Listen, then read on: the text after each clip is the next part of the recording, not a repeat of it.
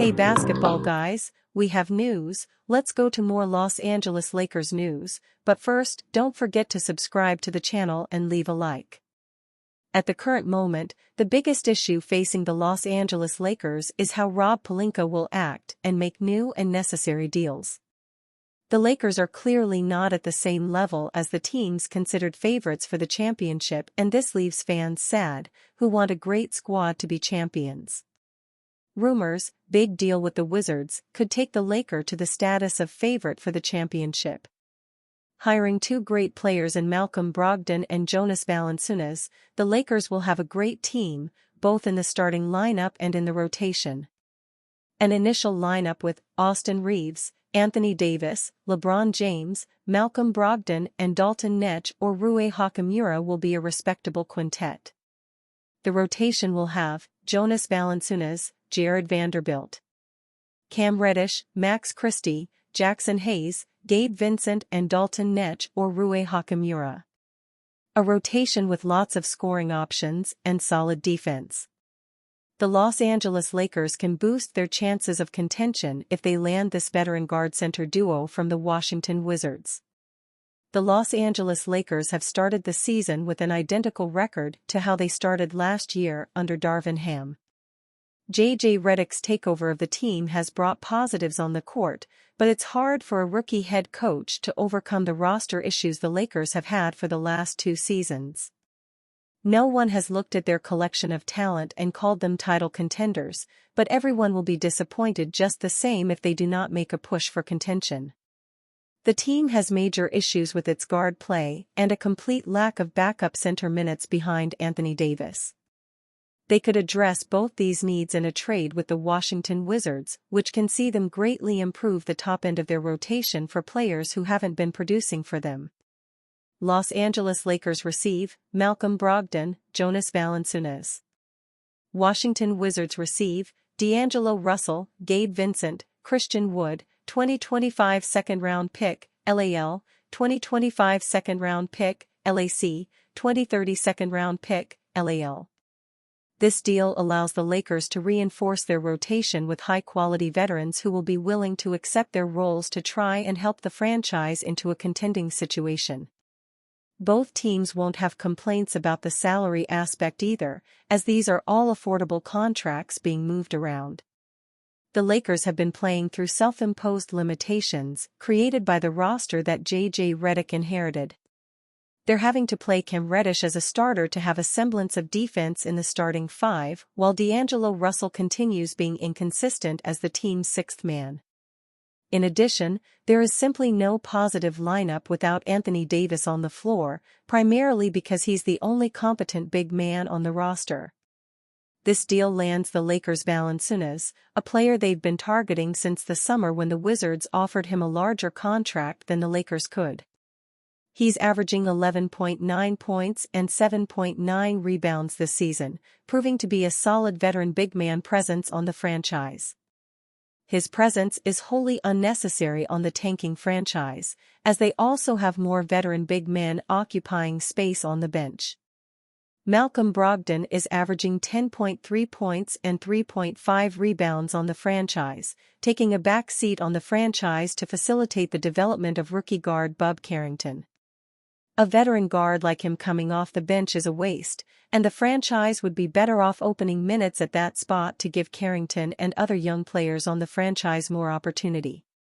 The Lakers get to add a big man who can play alongside Davis or as his backup, while also adding a versatile guard who can be most effective off the bench, but also be a complementary fit alongside Austin Reeves as the starting backcourt for the franchise. The Western Conference is a challenging place, and the Lakers can't afford to get complacent while competing against other West teams. They're currently ahead of contenders like the Dallas Mavericks, Minnesota Timberwolves, and Phoenix Suns, but those franchises can get back into the swing of contention by making minor tactical tweaks and waiting for injuries. The Lakers are maxed out while playing their style, with injured players like Wood and Jared Vanderbilt nowhere close to a return. They can't expect Anthony Davis or LeBron James to carry the load they have been for the franchise and remain viable till the end of the season, especially with their injury history. This deal brings them two major contributors in positions of need. Rob Pelinka cannot afford to let another valuable trade offer slip through his hands. Anthony Davis acknowledges opposing teams taking advantage of Lakers' rebounding issues. The cat is out of the bag as the Los Angeles Lakers are back down to earth, are having their 6-game win streak snapped. Now, LA is on a 2-game losing streak and got embarrassed by the Denver Nuggets at home on Saturday. Unfortunately, this game played out as each contest has played out in the recent 14 meetings. The purple and gold hung around, took a respectable lead, and then crumbled in the second half. Particularly in the third quarter, the Lakers' offense stagnated and stopped generating good looks.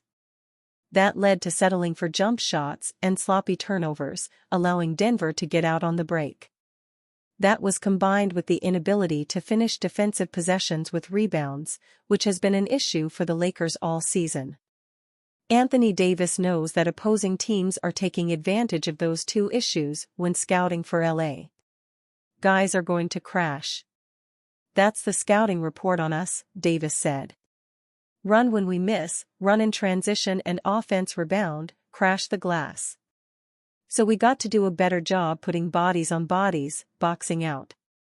Just that simple.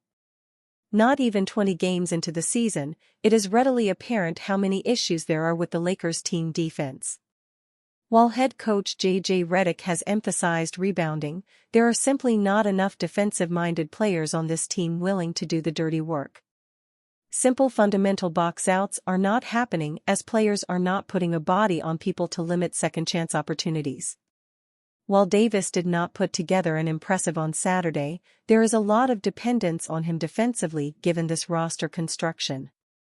For example, the Nuggets have energy guys in Russell Westbrook, Christian Braun and Aaron Gordon, when healthy, who are willing to crash and create extra opportunities.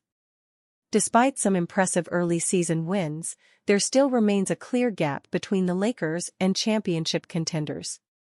Anthony Davis attributes poor night to missed shots.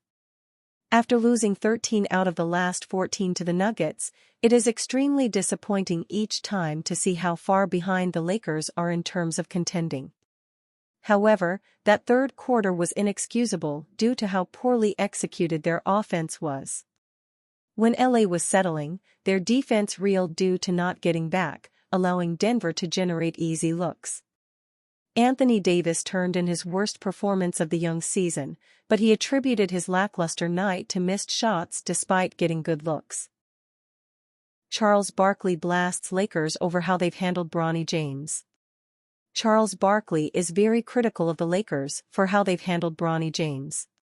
Charles Barkley has never been the type to mince words, and he went off on the Los Angeles Lakers during an appearance on Better Angle on Saturday. Barkley was asked about his thoughts on how LeBron James and the Lakers have handled the whole Bronny James situation, and he made it clear he hasn't liked what he has seen. "Awful," Barkley said. "It was so funny, I was taping that match with Ken Griffey Jr. way before the season started. He was telling me him and his dad were gonna go out to that first game. And then I was with my foolish friends later like, you think Bronny is going to make the opening day roster? I'm like, there's a 100% chance. Midnight. /009. Grading Lakers players after they lose 119-118 heartbreaker against Magic. Read more.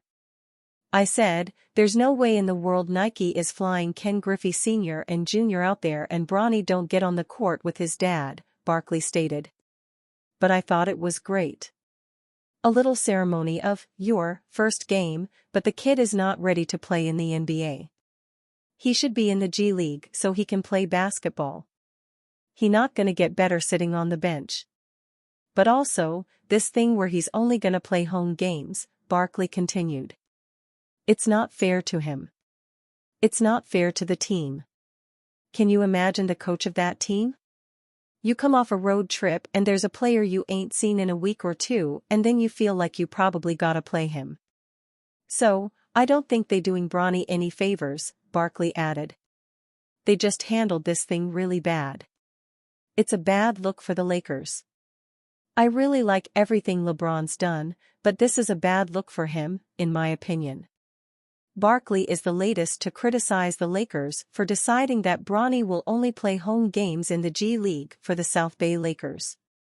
It is still unclear if the team came to that decision by itself or whether the James household played a big role in it.